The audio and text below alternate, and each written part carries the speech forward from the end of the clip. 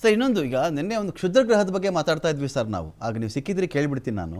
ಇದೇನು ಈಗ ಬಾಂಬೆಗೋ ಕೋಲ್ಕತ್ತಾಗೋ ಬಂದು ಅಪ್ಪಳಿಸ್ತಾ ಇದೆ, ಅದು ಸುಮಾರು 40,000 ಮೈಲಿ ಗಂಟೆಗೆ ವೇಗದಲ್ಲಿ ಅದು ಆ ಭೂಮಿ ಕಡೆಗೆ ಬರ್ತಾ ಇದೆ. ನಾಸಾ ಏನೋ ಡೈರೆಕ್ಷನ್ ಚೇಂಜ್ ಮಾಡುವಂಥ ಸಾಧ್ಯತೆ ಏನೋ ಇದೆ ಅಂತೆಲ್ಲ ನಾವು ಕೇಳ್ಪಟ್ವಲ್ಲ ಸರ್, ಇದೇನು ಸರ್ ಇದು ಆ್ಯಕ್ಚುಲಿ? ಇದು ಕ್ಷುದ್ರಗ್ರಹ ಅಂತ ಏನ್ ಹೇಳಿದೆ, ನಾವು ಇದು ಬಹಳಷ್ಟು ನಾವು ಮಾತಾಡಿದ್ದೇವೆ ಇದ್ರ ಬಗ್ಗೆ. ಈಗ 2024 November December October November December ಅಲ್ಲಿ ಕೂಡ ಈ ಒಂದು ಆಸ್ಟ್ರಾಯ್ಡ್ ಭೂಮಿ ಕಡೆ ಬರ್ತಾ ಇದೆ, ಭೂಮಿಗೆ ಅಪ್ಪಳಿಸ್ಬಿಡುತ್ತೆ ಅನ್ನೋದು ಎಲ್ಲ ಬಹಳಷ್ಟು ಒಂದು ಸುದ್ದಿಯನ್ನ ಎಲ್ಲ ಕಡೆ ಆಗಿತ್ತು. ಇದು ಏನಂತಂದ್ರೆ ಇದೊಂದು ಸ್ಪೆಕ್ಯುಲೇಷನ್. ಇದು ನೋಡಿ, ಈಗ ಈ ಒಂದು earth existence billions of years ಇದೆ. ಈ ಬಿಲಿಯನ್ಸ್ ಆಫ್ ಇಯರ್ಸ್ ಅಲ್ಲಿ ಎಷ್ಟು ಆಸ್ಟ್ರಾಯ್ಡ್ ಬಂದು ಭೂಮಿಗೆ ಅಪ್ಪಳಿಸಿದೆ ಅಂತ ನೀವು ನೋಡಿದ್ರೆ, ನಾವು ಕೈ ಬೆರಳೆಣಿಸುವಷ್ಟು ಕೂಡ ಇಲ್ಲ. ನಮ್ಮ ಭೂಮಿಯಲ್ಲಿ ಯಾವುದೇ ರೀತಿಯಾದ ಒಂದು ಡ್ಯಾಮೇಜ್ ಆಗ್ಲಿ, ಒಂದು ಏನು ಒಂದು ತೊಂದರೆ ಆಗಿ ಈ ಆಸ್ಟ್ರಾಯ್ಡ್ಸ್ ಇಂದ ಆಗಿಲ್ಲ.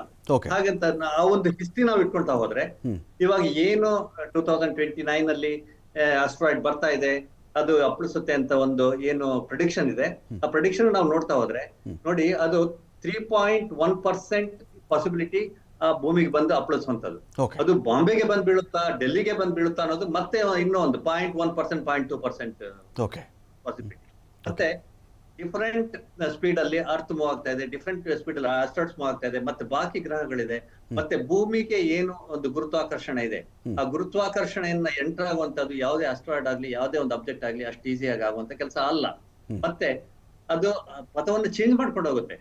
ಈಗಿನ ಇರೋ ಪಥ ಏನಿದೆ ಆ ಆಸ್ಟ್ರಾಯ್ಡ್ಗೆ, ಆ ಆಸ್ಟ್ರಾಯ್ಡ್ ಅಲ್ಲಿ ಈ ರೀತಿಯಾಗಿ ಬರುವಂತ ಸಾಧ್ಯತೆ ಇದೆ ಅಂತ ಕಾಣಿಸ್ತಾ ಇದೆ. ಆದ್ರೆ ಅದು ಪಥವನ್ನ ಚೇಂಜ್ ಮಾಡ್ಕೊಳ್ಳುತ್ತೆ.